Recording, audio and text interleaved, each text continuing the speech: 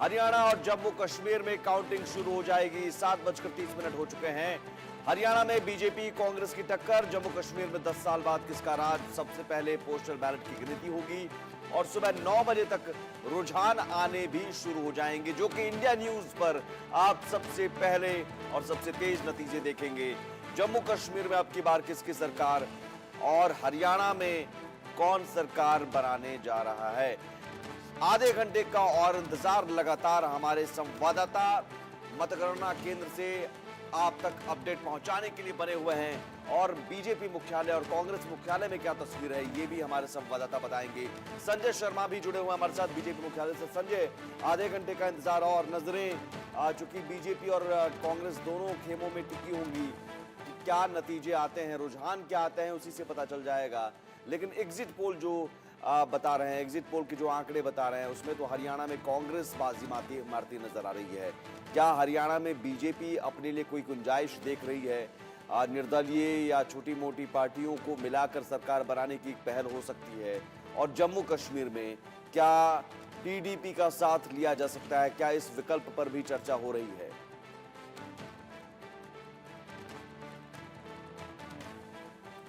संजय, देखिए, जहां तक बात है, आप जो बात कर रहे हैं जम्मू कश्मीर की और हरियाणा की, तो जम्मू कश्मीर में बीजेपी को अभी भी एक, आप कह सकते हैं, सिल्वर लाइनिंग नजर आ रही है। बीजेपी का यह मानना है कि बीजेपी 30 के ऊपर आएगी। साथ ही साथ मनोनीत विधायकों का उसको समर्थन मिलेगा। निर्दलीय विधायक उसके साथ में आने वाले हैं। छोटी छोटी दल जो जिनका जिक्र किया जा रहा है, राशिद इंजीनियर जैसे लोग, ये लोग बीजेपी के साथ खड़े हो सकते हैं। तो बीजेपी को पूरी उम्मीद दिख रही है कि जम्मू कश्मीर में बीजेपी सरकार बना सकती है। 10 सालों के बाद में वहां पर चुनाव हुए, इलेक्शन हुए, लोगों को चुनी हुई सरकार मिलेगी। पर बीजेपी को लगता है कि बीजेपी इस बार वहां सरकार बनाने जा रही है। लेकिन जहां तक हरियाणा की बात कहें, तो हरियाणा में बीजेपी को लग सकता है, झटका लग सकता है, क्योंकि एग्जिट पोल के नतीजे भी लगभग ऐसे ही आए। लेकिन बीजेपी फिर भी मानती है कि वहां पर स्थिति बेहतर होगी, क्योंकि 36% वोट बुरी से बुरी स्थिति में भी आते रहे। लेकिन फिर भी आज शाम को प्रधानमंत्री नरेंद्र मोदी दिल्ली के बीजेपी मुख्यालय में पहुंचेंगे। शाम को 6 बजे उनके पहुंचने का समय। उसके बाद में बीजेपी के पार्लियामेंट्री बोर्ड की बैठक भी होगी, नतीजों की समीक्षा भी होगी। जो भी स्थिति रहे, नतीजे जैसे भी आए, चाहे दोनों राज्यों में बीजेपी की सरकार बने या बीजेपी की सरकार न बने, लेकिन दोनों ही स्थिति में प्रधानमंत्री नरेंद्र मोदी शाम को बीजेपी के दफ्तर पहुंचेंगे, मुख्यालय पहुंचेंगे, कार्यकर्ताओं को संबोधित करेंगे, साथ ही साथ वरिष्ठ नेताओं से चर्चा भी करेंगे। तो ये अभी तक का कार्यक्रम है। बीजेपी इसको उसी तरह से ले रही है कि जम्मू कश्मीर में हम सरकार बना सकते हैं। हरियाणा में हो सकता है बहुमत से कुछ पीछे रहे। उस स्थिति में अगर कांग्रेस बहुमत के आसपास रहती है या बहुमत से थोड़ा पीछे रहती है, तो फिर बीजेपी के लिए हरियाणा भी खुला हुआ आप द्वार कह सकते हैं। संजय, आपके सूत्र क्या बता रहे हैं? बीजेपी जम्मू की जिम्मेदारी किसके ऊपर देने जा रही है कि अगर पूर्ण बहुमत की स्थिति किसी भी राजनीतिक दल को नहीं मिल पाती है, तो किस नेता को जिम्मेदारी सौंप सकती है बीजेपी की वो वहां जाकर सरकार बनवाए, निर्दलियों से बातचीत करे, पीडीपी के समर्थन लेने की बात हो या फिर राशिद इंजीनियर की जो भी निर्दलीय हैं, जो भी ऐसी छोटी पार्टियां हैं, उनको साथ लिया जा सके? किनके कंधों पर बीजेपी जो है वो पर्यवेक्षकों की जिम्मेदारी सौंप सकती है? देखिए, बीजेपी का सीएमओ का ये बिल्कुल तय है। लेकिन मैं आपको यहाँ पर बता दूं कि अभी तक जम्मू कश्मीर के नेता जिस बात को कहते रहे, बीजेपी के बड़े नेता, कि वहां पर हिंदू मुख्यमंत्री होगा, लेकिन हिंदू मुख्यमंत्री नहीं होगा। बीजेपी का सीधा सीधा फार्मूला है कि जम्मू कश्मीर में बीजेपी की अगर सरकार बनती है, तो मुस्लिम चेहरा देगी बीजेपी जम्मू कश्मीर में। ये बोल के आप बीजेपी रविंदर अपने रैना के नेता को चांसेस सीएम खत्म कर बनाएगी, रहे हैं लेकिन संजय। सीएम का चेहरा मुस्लिम होगा। ये बड़ी बात है जम्मू कश्मीर के नेताओं के बारे में, कि जो जम्मू कश्मीर का भावी मुख्यमंत्री बीजेपी के नाम तय करेगी, वो मुस्लिम चेहरा हो सकता है। यह पहला मुस्लिम चेहरा होगा बीजेपी का जो मुख्यमंत्री पद पर पहुंच सकता है। लेकिन फिर विरोध भी जो है हमने देखा टिकट बंटवारे में किस तरीके से खुलकर जो है जम्मू कश्मीर में बीजेपी के नेता संजय करते हुए नजर आए। और अगर आपकी बात मानी जाए तो अगर बीजेपी मुस्लिम चेहरे के साथ मुख्यमंत्री के तौर पर पेश करके आगे बढ़ती है, तो फिर रविंदर रैना जो कि लगातार ये कह चुके हैं कि कई सालों से मेहनत कर रहे हैं, नाम पहली लिस्ट में उनका नहीं था, फिर लिस्ट में नाम आता है, नौशेरा से उम्मीदवारी जो है उन्होंने भरी, चुनाव मैदान में ताल ठोकते नजर आए, फिर क्या उन्हें किसी और पद से संतोष करना पड़ सकता है? देखिए, रविंद्र रैना का नाम जो पहली लिस्ट में नहीं आया था वो स्ट्रेटेजिकली रोका गया था। खुद रविंद्र रैना भी इस बात को जानते थे, क्योंकि वो उन नेताओं में शामिल थे जो नीति निर्धारक नेता जो माने जाते जम्मू कश्मीर के बारे में। जी। और जहां तक बीजेपी में डिसिप्लिन की बात है, तो बीजेपी बड़ी डिसिप्लिन पार्टी है, कैडर बेस्ड पार्टी। तो बीजेपी में कभी भी चाहे कितने भी रेबेल खड़े हो जाएं, लेकिन वो संगठन को डैमेज नहीं कर पाते। यहाँ पर अभी भी डिसिप्लिन काफी यहाँ पर मायने रखता है। और ऊपर सुप्रीम नेता जो फैसला कर लेते हैं, तो नीचे वालों को उस फैसले को मानना पड़ता है।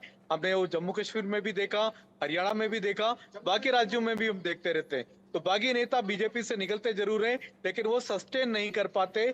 उनकी उनकी उनकी अपनी खुद की पहचान नहीं बना पाते वो, और कहीं ना कहीं फिर से बीजेपी में शामिल होने की कोशिश करते नजर आते हैं। ठीक है, आप बिल्कुल आप रहिए हमारे साथ संजय। कनिका, चूंकि आपके साथ तो लोग भी हैं, आप ठीक है, भूपेंद्र सिंह हुड्डा को लेकर जरूर उनमें उम्मीद है। दीपेंद्र हुड्डा का भी नाम नहीं ले रहे हैं, भूपेंद्र सिंह हुड्डा कुछ आ रहे हैं वो सीएम के तौर पर।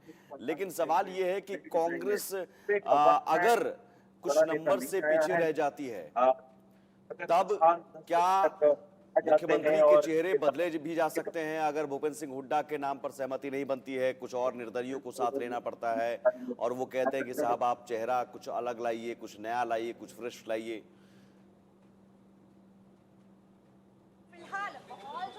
देखिए, बिल्कुल साफ तौर पे जब नतीजे आएंगे उसके बाद ये फैसला करना होगा कि मुख्यमंत्री कौन है। ये बात की बात है। पहले तो कांग्रेस पार्टी इंतजार इस बात का कर रही है कि बहुमत के आंकड़े से कांग्रेस पार्टी कितना अच्छा प्रदर्शन कर पाती है। हालांकि जो एग्जिट पोल के नतीजे आए हैं उसमें कांग्रेस के नेताओं को लगता है कि वो 60 से ऊपर सीटें जो हैं वो हरियाणा में लेने जा रहे हैं। लेकिन अब से कुछ देर में जो है वोटिंग जो है, काउंटिंग जो है वो शुरू होगी, माफ कीजिएगा। उसके बाद जो है रुझान आना साफ हो जाएंगे और लगभग 11-12 बजे तक जो है ये स्पष्ट हो जाएगा कि आखिरकार किस तरफ जो है परिणाम जो है वो जाते हुए नजर आ रहे हैं। लेकिन कांग्रेस पार्टी के भीतर एक प्रक्रिया है। जब नतीजे आएंगे उसके बाद जो है सीनियर ऑब्जर्वर्स जो है वो नियुक्त किए जाएंगे। ऑब्जर्वर्स जो है वो चंडीगढ़ आएंगे, यहाँ पे विधायक दल की बैठक होगी। बैठक में सर्वसहमति से क्या कुछ फैसले होते हैं, किसके नाम सामने आते हैं वो होगा। लेकिन केवल हरियाणा नहीं, दिल्ली पे भी निगाहें टिकी रहेंगी, क्योंकि 10 जनपद से लेकर खड़गे के घर तक, यानी कि राष्ट्रीय अध्यक्ष जो है मल्लिकार्जुन खड़गे, उनके आवास तक कौन नेता कब पहुंचते हैं, कब मुलाकात करते हैं, और इस पूरे प्रक्रिया में कुमारी सैलजा की भूमिका क्या रहेगी। क्या कुमारी सैलजा आसानी से सरेंडर कर देंगी भूपेंद्र सिंह हुड्डा के नाम पर, या भूपेंद्र सिंह हुड्डा खुद कॉम्प्रोमाइज करके कुमारी सैलजा को आगे रखेंगे? ये दिलचस्प होगा। और इस पूरे मामले को लेकर देखा जाए तो कुमारी सैलजा और भूपेंद्र सिंह हुड्डा के बीच में क्या कुछ रहेगा और किस तरह से आला कमान दोनों को समझाएगा, मनाएगा और कैसे फैसला करेगा, ये दिलचस्प होगा। और इसी पे सबकी निगाहें टिकी हुई है। चंडीगढ़ के सियासी गलियारों में लोग कह रहे हैं कि अभी आखिरी टसल भूपेंद्र सिंह हुड्डा और कुमारी शैलजा में बाकी है। एक बड़ी खबर जरा दर्शकों को मैं बता दूं, जहां नतीजों से पहले मुख्यमंत्री सैनी का बड़ा बयान सामने आया है और विश्वास उन्होंने जताया कि तीसरी बार बीजेपी सरकार बनाने जा रही है, क्योंकि बीजेपी ने जनता की सेवा की है।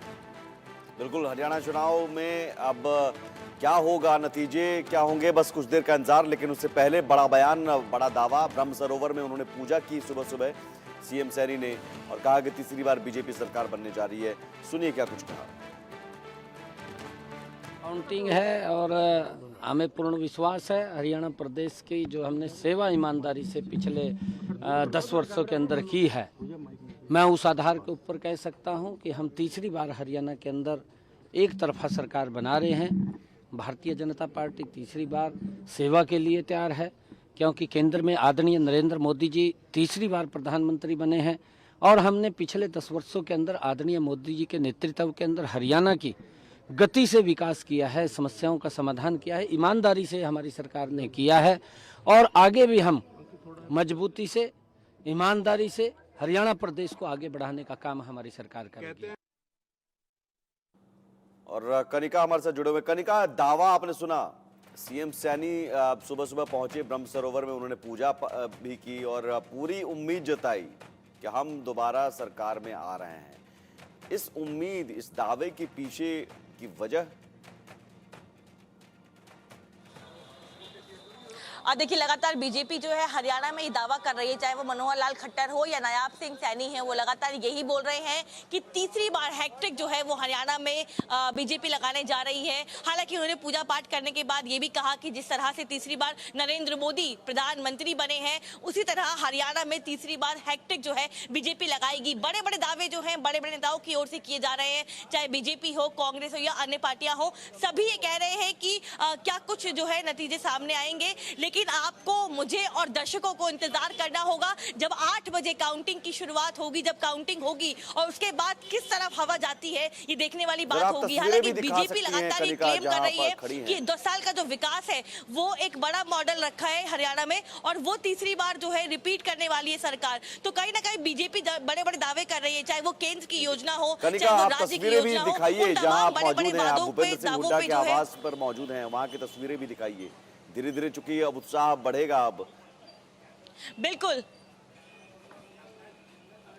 देखिए, बिल्कुल आज के दिन ये तस्वीरें अपने आप में एक ऐतिहासिक तस्वीरें बन जाती हैं। जिस तरह से सुबह सुबह का वक्त है, आमतौर पे भूपेंद्र सिंह हुड्डा जो है वो सुबह सुबह उठकर मॉर्निंग वॉक के लिए निकलते हैं, लेकिन वो आज निकले नहीं है। लेकिन तमाम जो समर्थक हैं वो यहाँ पहुंचे हुए हैं, तमाम जो कार्यकर्ता है वो यहाँ पहुंचे हुए हैं। देखिए किस तरह से लोग जो है यहाँ बैठे हुए हैं, चाय पानी का इंतजाम किया गया है, देसी हुक्के से सुबह की शुरुआत जो है वो की गई है और तमाम समर्थकों को भी इंतजार परिणाम का ही है कि किस तरह का माहौल रहेगा और कब भूपेंद्र सिंह हुड्डा जो है वो घर में बाहर आएंगे, तमाम लोगों से मुलाकात करेंगे। और दिखाना चाहूंगी तस्वीरें में आपको किस तरह से, देखिए तमाम जो अरेंजमेंट है, चाहे वो चाय पानी का अरेंजमेंट हो, खान पान का अरेंजमेंट हो, तमाम जो अरेंजमेंट है वो किए गए हैं। और कुछ देर बाद कहा जा रहा है कि भूपेंद्र सिंह हुड्डा लोगों से मिठाई का भी अरेंजमेंट हो गया है क्या? बिल्कुल मिठाई,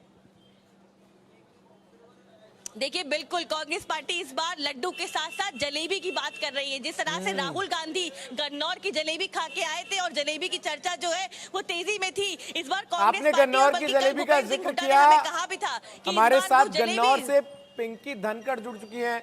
गन्नौर की जलेबी इस बार हरियाणा के चुनाव में काफी चर्चा का विषय रही पिंकी, और अगर चुनाव परिणाम कांग्रेस के पक्ष में आते हैं तो जैसा कि वादा है कि ये गन्नौर की जलेबी इंटरनेशनल हो जाएगी, कांग्रेस कह चुकी है। बिल्कुल बिल्कुल सुमित जी, गन्नौर की जो जलेबी है ना केवल अभी से फेमस है, बल्कि हरियाणा में गन्नौर और गोहाना की जलेबी काफी लंबे अरसे से फेमस है, जिसकी चर्चाएं दूर दराज तक होती हैं। और ऐसे में देखना ये होगा कि जब जीत का जश्न मनाना, रुझान जब आने शुरू होंगे, उसके बाद जैसे जीत का जश्न मनाना शुरू होगा उस वक्त लड्डू आगे नजर आते हैं या फिर गन्नौर की जलेबी नजर आती है। हालांकि गन्नौर की जलेबी की जिस तरीके से हम बात करें उसी से व्यवस्थाएं भी यहाँ पर हम बता देते हैं। अभी फिलहाल हम लोग यहाँ पर बिट सेंटर के अंदर हैं, जहाँ पर मतगणना जो है वो महज कुछ ही देर में शुरू हो जाएगी। उससे पहले आप देख सकते हैं इस तरीके से बोर्ड्स जो है यहाँ पर लगाकर व्यवस्थाएं जो है वो की गई हैं। गोहाना विधानसभा क्षेत्र कंट्रोल रूम जो है वो सामने है, दूसरी तरफ सोनीपत विधानसभा क्षेत्र कंट्रोल रूम सामने है।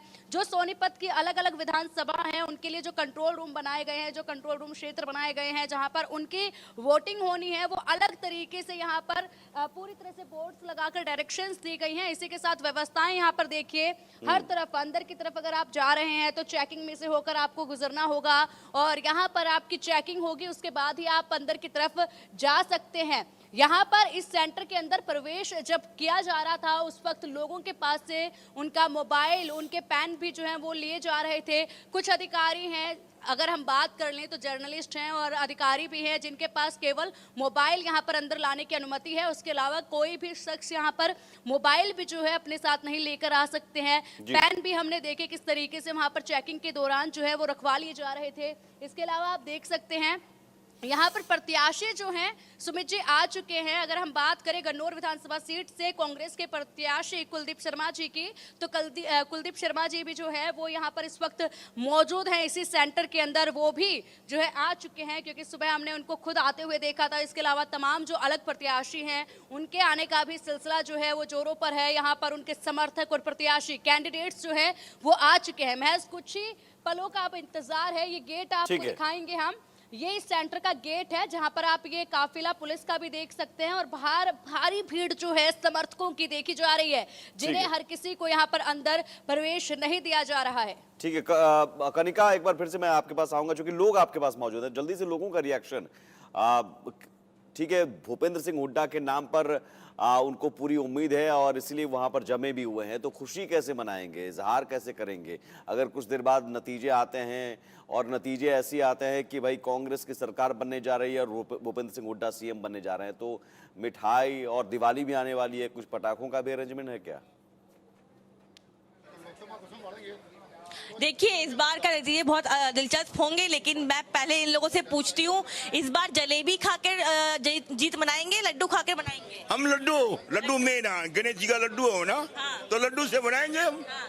इस बार जलेबी के साथ जश्न मनेगा या लड्डू के साथ? देसी घी के लड्डू, लड्डू। देसी घी के लड्डू बनेंगे। ओके, और मुख्यमंत्री कौन होगा? चौधरी भूपेंद्र सिंह हुड्डा। अच्छा, आपकी क्या राय है? दीपेंद्र के कोई चांसेस लग रहे हैं आपको? हाईकमान फैसला करती है, कांग्रेस का एक प्रोसेस होता है। आपकी निजी राय क्या है? मेरी निजी राय कोई भी बन जाए, भूपेंद्र सिंह हुड्डा बन जाए या दीपेंद्र सिंह हुड्डा, हम खुश हैं। ठीक है सर, आप बताइए, जलेबी खा के जश्न मनाया जाएगा या लड्डू या इसके अलावा कुछ और भी? खा के जश्न मनाएंगे, चौधरी भूपेंद्र सिंह हुड्डा मुख्यमंत्री बनेंगे हरियाणा के। हाँ, लेकिन इस चुनाव में देखा जलेबी का बड़ा बार बार जिक्र हुआ, गन्नौर की जलेबी जो है वो प्रसिद्ध है, क्या लग रहा है? गोहाना की जलेबी मशहूर है मैडम। गोहाना की जलेबी जी बिल्कुल, गोहाना की जलेबी मशहूर। खाई है आप लोगों ने? बिल्कुल, हम तो खाते रहते हैं, पास में ही है गोहाना, कोई ज्यादा दूर नहीं है हमारे से। दीपेंद्र हुड्डा के चांसेस है मुख्यमंत्री बनने के? ऐसा जी, दोनों की लोकप्रियता है, दोनों की मेहनत से सरकार आने लग रही है, कोई भी बन जाए। दोनों सम्मानित नेता हैं हमारे, दोनों की मेहनत से ही इस पोजीशन पे आज कांग्रेस पहुंची है। क्या राय है आपकी? हुड्डा बनना चाहिए सीएम, हुड्डा बनना चाहिए। हमारी सैलजा क्यों नहीं? ना हुड्डा बनना चाहिए, मेहनत तो हुड्डा कर रहा है।